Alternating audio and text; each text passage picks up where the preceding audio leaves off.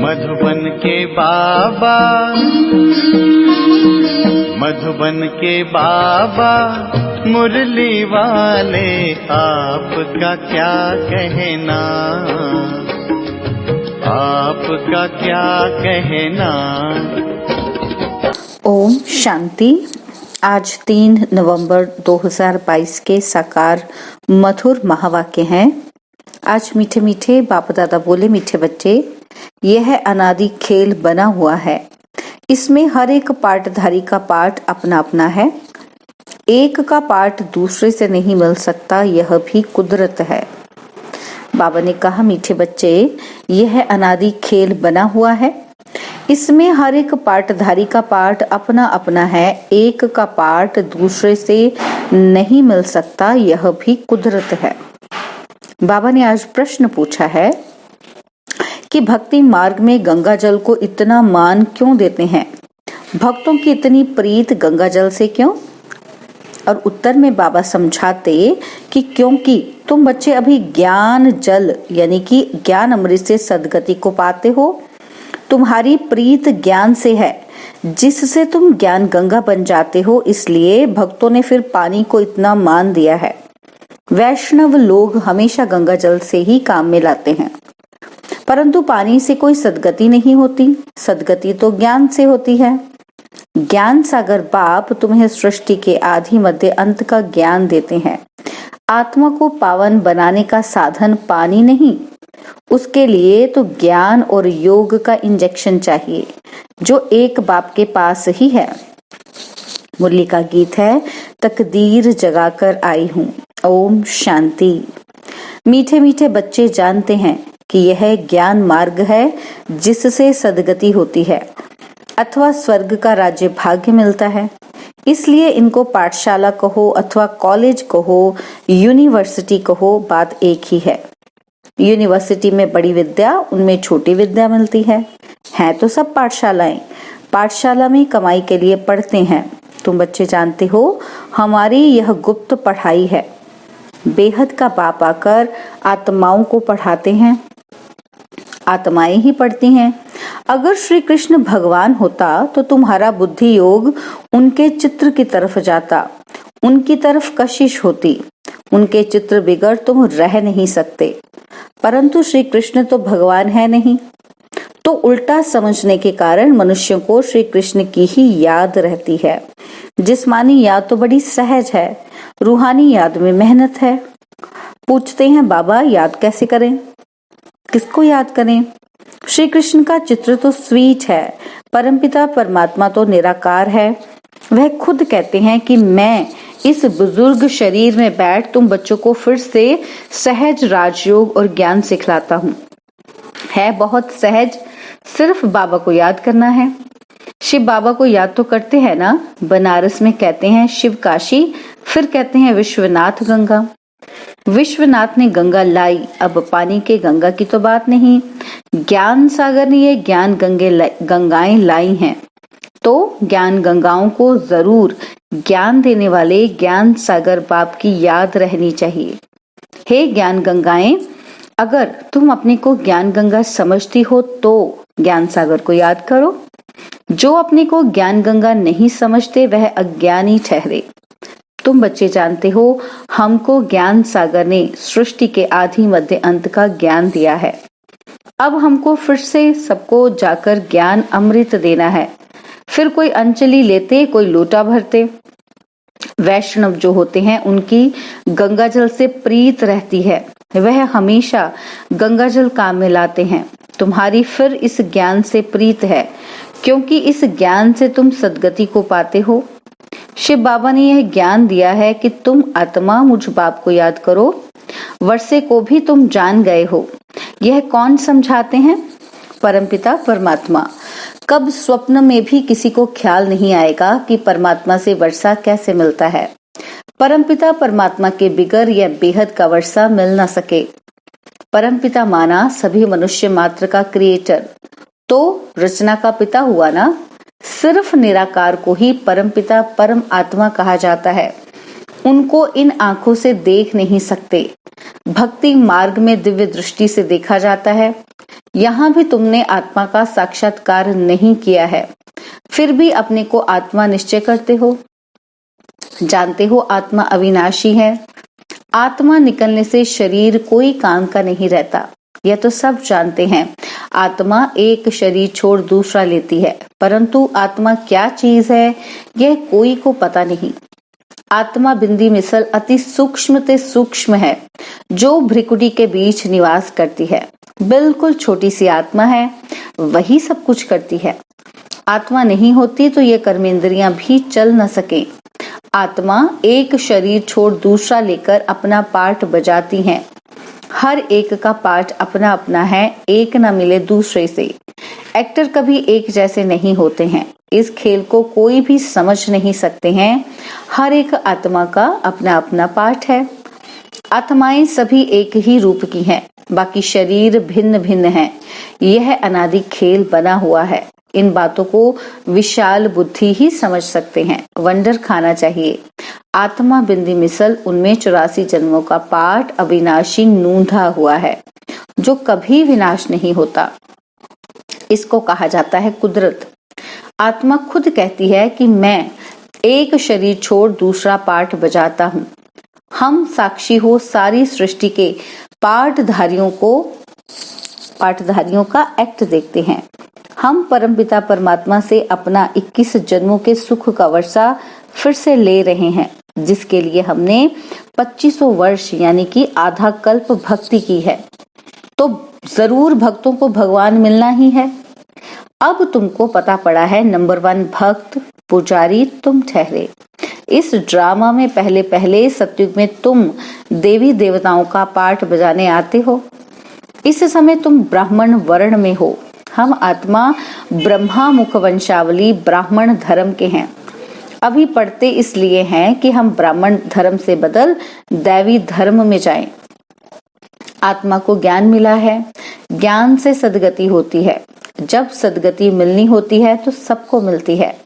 बाप कहते हैं, मैं ही सर्व का सद्गति दाता हूँ। मनुष्य गुरु कब होता नहीं, हमेशा देही अभिमानी रहना है। समझो किसी को बच्चा है तो समझना चाहिए यह कर्मों के हिसाब किताब से बच्चा बना। मर गया तो बस एक शरीर छोड़ जाकर दूसरा लिया। हिसाब किताब इतना ही था, पूरा किया। इसमें अफसोस करने व रोने की बात ही नहीं। साक्षी हो, खेल देखना है। तुम बच्चे जानते हो हम 84 जन्म लेते हैं। सतयुग में हम देवी देवता थे। पहले तुम कुछ नहीं जानते थे। ब्रह्मा ने भी बहुत गुरु किए थे, परंतु इनको भी कुछ पता नहीं था। समझते थे 84 लाख जन्म होते हैं। अभी तुम ऐसे नहीं कहेंगे। बाप समझाते हैं, मीठे मीठे सिकिलदे बच्चे, हम ही आकर सबकी सद्गति करते हैं। सभी धर्म वाले भक्त भगवान को किसी न किसी प्रकार से याद जरूर करते हैं। कहते हैं, ओ गॉड फादर, हे परमपिता परमात्मा, परंतु परमात्मा को जानते ही नहीं। सिर्फ इतना समझते हैं कि परमपिता परमात्मा परम धाम में रहते हैं, परंतु हम वहां कैसे जाएं? हम तो जा ही नहीं सकते। सतयुगी देवताएं भी नहीं जा सकते। उनको 84 जन्म लेने हैं। वहां सुख है, वहां ख्याल भी नहीं होता कहाँ जाने का है। बाप को भी याद नहीं करते। कहते हैं दुख में सिमरण सब करे। बाप समझाते हैं कि हम तुमको स्वर्ग का मालिक बनाते हैं। वहां तुम सदा सुखी रहेंगे। कल्प को लाखों वर्ष आयु दे दी है, यह है भूल। भक्ति में मुंझारा बहुत है। दर दर धक्का खाना, जप तप तीर्थ आदि करना सब भक्ति मार्ग हैं। आधा कल्प भक्ति मार्ग चलता है, यह भी खेल बना हुआ है। बाप कहते हैं सब बच्चे ड्रामा के वश हैं। मैं भी भल क्रिएटर डायरेक्टर करण करावनहार हूँ, परंतु मैं भी ड्रामा के वश हूँ। सिवाय एक टाइम एक शरीर के दूसरे कोई शरीर में आ नहीं सकता हूँ।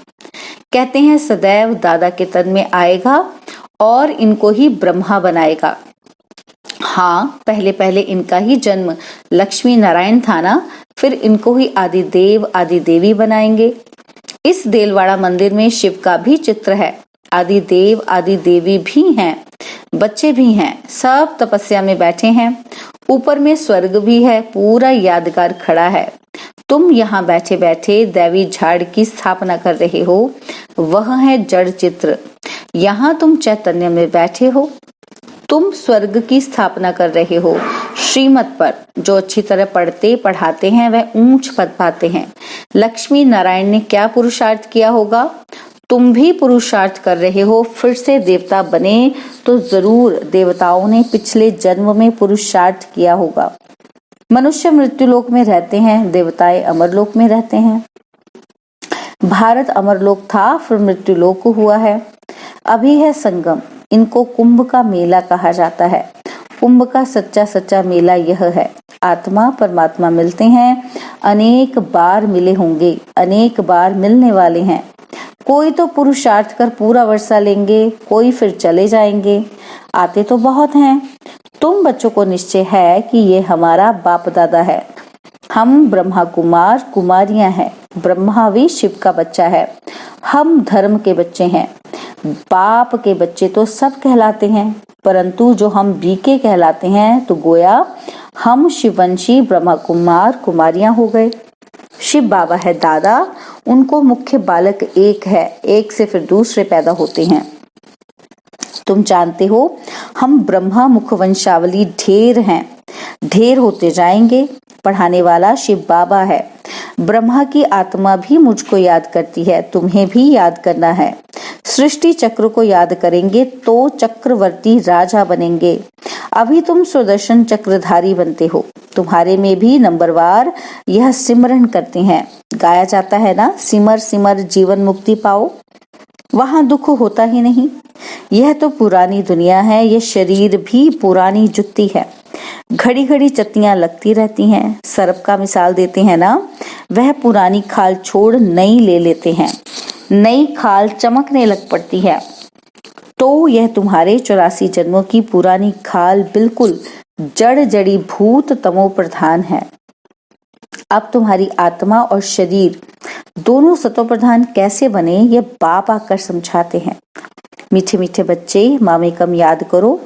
इस याद रूपी अग्नि से जो तुम्हारे में खाद पड़ी है वह जलकर भस्म हो जाएगी। तुम्हारी आत्मा सतो प्रधान बन जाएगी। फिर यह पुराना शरीर छोड़ आत्मा जाकर दूसरा शरीर लेगी। बाप की याद से ही विकर्म विनाश होंगे।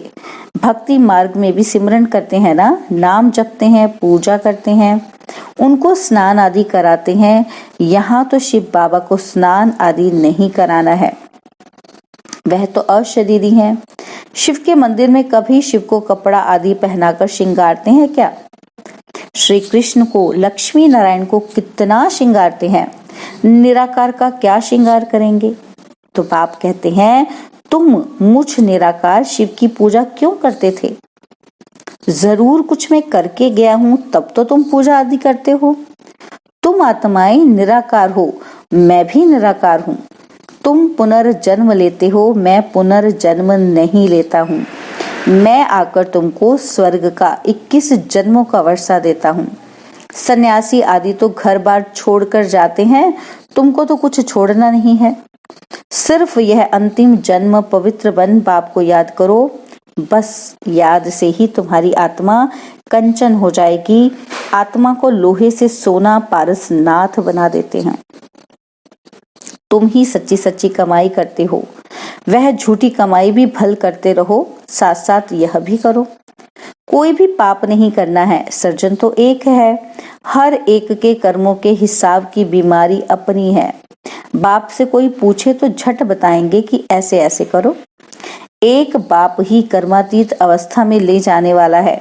यह है अविनाशी सर्जन की मत। हर एक के जो जो बंधन है वह आकर पूछो। बच्चियां तो पति को भू भू कर साथ में ले जाती हैं, उनको समझाती हैं पवित्र बनने बिगड़ तो स्वर्ग में जा नहीं सकेंगे। मरना तो सभी को है ही, यह भी समझ की बात है। मृत्यु लोक का यह अंत है, यह है संगम। अमर लोक की स्थापना हो रही है। अभी हम बाप का बनकर अर्थात ब्राह्मण बनकर फिर देवता बनेंगे, फिर क्षत्रिय वैश्य शूद्र बनेंगे। यह मंत्र कितना अच्छा है, फिर भी तुम भूल जाएंगे। योग में नहीं रहेंगे तो 63 जन्मों के पापों का बोझा सिर पर है, वह कैसे भस्म होगा। गंगा के पानी से थोड़े ही पाप धुलेंगे। पाप आत्मा पर लगे हुए हैं। पापात्मा पुण्यात्मा कहते हैं ना। तो तुम आत्माओं को पावन बनने का इंजेक्शन चाहिए, और वह इंजेक्शन पतित पावन बाप के पास ही है, और कोई के पास ये इंजेक्शन है ही नहीं। इसलिए सब पुकारते हैं, हे पतित पावन आओ, आकर के हम पतितों को ज्ञान इंजेक्शन दो तो हम पावन बने। अब बच्चों को यात्रा पर तो चलना है ना। उठते बैठते सदैव यात्रा पर रहो। बाप और घर को याद करो तो कमाई जमा होती रहेगी। अच्छा, मीठे मीठे सिक्की लदे बच्चों प्रति माता पिता बाप दादा का याद प्यार और गुड मॉर्निंग। रूहानी बाप की रूहानी बच्चों को नमस्ते। हम रूहानी बच्चों की रूहानी बाप दादाजी को दिलवाजान सिकवा प्रेम से नमस्ते। ओम शांति। प्यारे बाबा, मीठे बाबा, मेरे बाबा, शुक्रिया बाबा, शुक्रिया बाबा, शुक्रिया बाबा। धारणा के लिए मुख्य सार है, पहला पॉइंट है, साक्षी होकर हर एक का पाठधारी का पाठ देखना है। बाप से 21 जन्मों का वर्षा लेने के लिए पूरा पुरुषार्थ करना है। सेकंड पॉइंट है, आत्मा को सच्चा सोना बनाने के लिए इस अंतिम जन्म में पवित्र बन बाप को याद करना है, सच्ची कमाई करनी है। बाबा ने आज वरदान दिया, दाता बन अखुट खजानों का दान करने वाले महादानी सो विश्व सेवाधारी भव। दाता बन अखुट खजानों का दान करने वाले महादानी सो विश्व सेवाधारी भव। सदा याद रखो कि बाप द्वारा जो भी अखुट खजाने मिले हैं वह देने ही हैं। खजानों को कार्य में लगाओ, चाहे मनसा, चाहे वाचा, चाहे संबंध संपर्क में सफल करते चलो। दाता के बच्चे एक दिन भी देने के बिना रह नहीं सकते। विश्व सेवाधारी को हर दिन सेवा करनी ही है। अगर वाचा का चांस नहीं मिलता तो मनसा करो। मनसा नहीं कर सकते तो अपने कर्म व प्रैक्टिकल लाइफ द्वारा करो। जितना आप मनसा से, वाणी से स्वयं सैंपल बनेंगे तो सैंपल को देख करके स्वतः सब आकर्षित होंगे। स्लोगन है, जिसके पास दृढ़ता की शक्ति है उसके लिए असंभव भी संभव हो जाता है। जिसके पास दृढ़ता की शक्ति है उसके लिए असंभव भी संभव हो जाता है। ओम शांति। और अब यह एक बहुत अच्छी वीडियो भी जरूर देखें।